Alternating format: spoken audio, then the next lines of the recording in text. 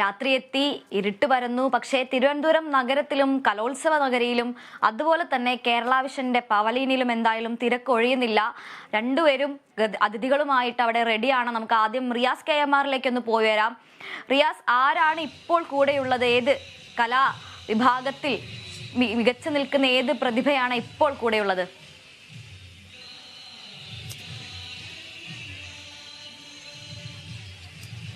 ഇപ്പോൾ കലാവിഭാഗത്തിൽ മാത്രമല്ല ഭരണ വിഭാഗത്തിൽ മികച്ചു നിൽക്കുന്ന ഒരു പ്രതിഭയാണ് എന്റെ കൂടെയുള്ളത്.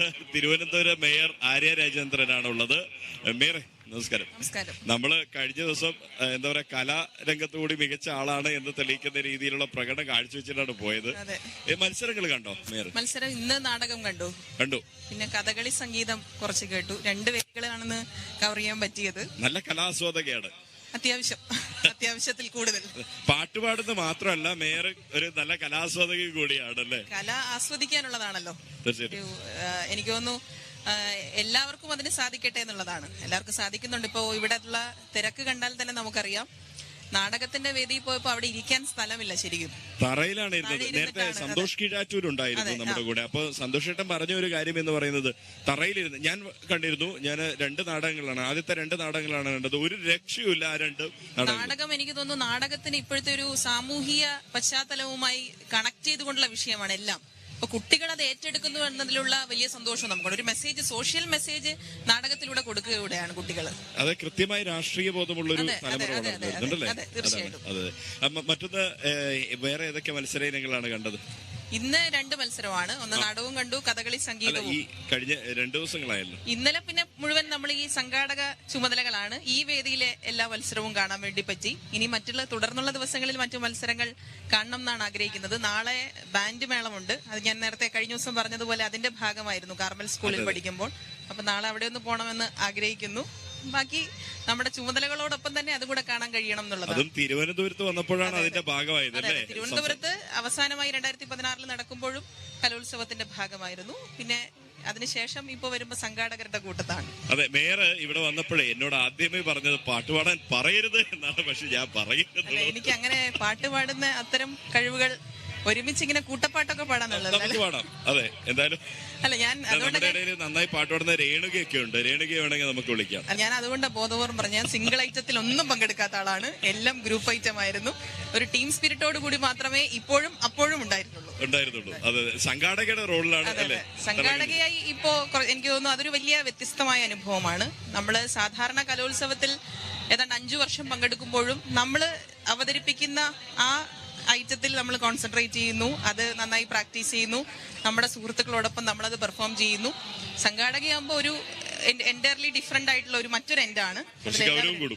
ഗൗരവം എന്നതിനേക്കാൾ ഉത്തരവാദിത്വം കൂടും. ആ ഉത്തരവാദിത്വത്തിൽ നിന്ന് നമുക്ക് കാര്യങ്ങൾ ചെയ്യാന്നുള്ളതാണ്. മറ്റൊന്ന്, പഴയിടത്തിന്റെ അവിടെ പോയോ? ഭക്ഷണം, പായസം ഒരു ദിവസം കുടിച്ചു.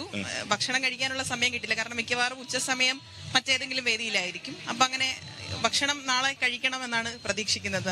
ക്യാപ്ഷൻ കൊടുക്കാം, ഭക്ഷണം കഴിക്കാതെ ഓടുകയാണ് മേയർ. ആ ക്യാപ്ഷൻ വേണ്ട, കാരണം പരമാവധി ആളുകളെല്ലാം ഓടുകയാണ്.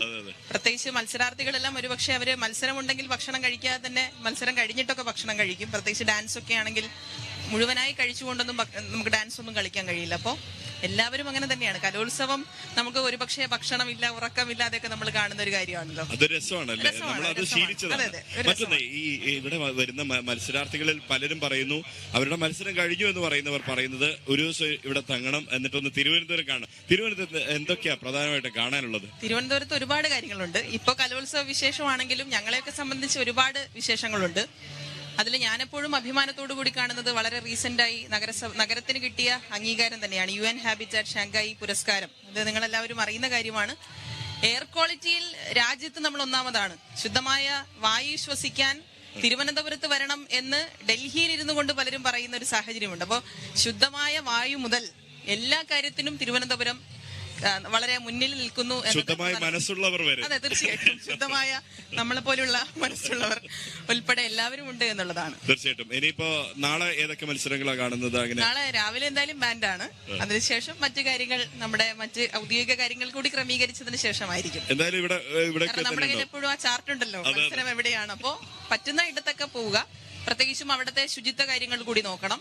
ഇന്നിപ്പോൾ ടാഗോറിൽ പോയപ്പോഴും അവിടുത്തെ ശുചിത്വ കാര്യങ്ങൾ, കാരണം ഒരുപാട് പേര് വരുന്നു എന്നുള്ളത് കൂടി അറിഞ്ഞുകൊണ്ടാണ് നാടകവും കാണണം, അതിനോടൊപ്പം ഈ ശുചിത്വവുമായി ബന്ധപ്പെട്ട കാര്യങ്ങളുണ്ട്.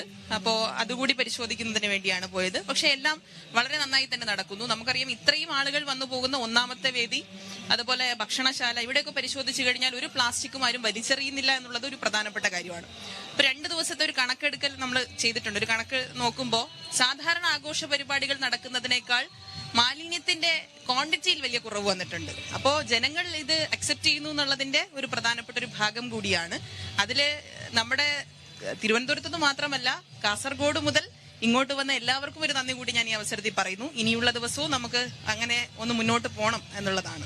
തീർച്ചയായും. എന്തായാലും ഈ ഒരു സംഘടന മികവ് തന്നെയാണ് എടുത്തു പറയേണ്ടത്. അതിൽ മേയർ അടക്കമുള്ള എല്ലാ സംഘാടകരെയും, മേയർ നേരത്തെ പറഞ്ഞ പോലെ മേയർ മാത്രം പറയേണ്ട എന്നുള്ളതല്ല, മേയർ അടക്കമുള്ള എല്ലാ ഇതിന്റെ സംഘാടകരെയും അഭിനന്ദിക്കുകയാണ്. നമുക്ക് ഇനിയും കലോത്സവ വിശേഷങ്ങൾ അറിയേണ്ടതുണ്ട്. കാരണം മേയർ തിരക്കുണ്ട്. പിന്നെ മാത്രമല്ല മേയറുടെ ഒരു റിക്വസ്റ്റ് ഉണ്ട്, അടുത്തൊരു കലാപരിപാടി കണ്ടിട്ട് വേണം പോകാൻ എന്ന് മാത്രം റിക്വസ്റ്റ് ചെയ്യാണ്. അപ്പോ നമുക്ക് അടുത്ത കലാപരിപാടിയിലേക്ക് വരാനുള്ള ഒരു ചെറിയൊരു ഇത് കഴിഞ്ഞ് നമുക്ക് വീണ്ടും വരാം. തീർച്ചയായും റിയാസ്, എന്തായാലും മത്സരാർത്ഥിയുടെ റോളിൽ നിന്ന് ഇപ്പോൾ സംഘാടകയുടെ റോളിലേക്ക് എത്തിയ മേയർ കൂടി നമ്മുടെ പവലിയനിലുണ്ട്. എന്തായാലും മേയറും അതുപോലെ തന്നെ ഇനി കലാപരിപാടികൾ അവതരിപ്പിക്കാനുള്ള വിദ്യാർത്ഥികളെ എല്ലാവരെയും സെറ്റ് ചെയ്യുന്ന ആ ഒരു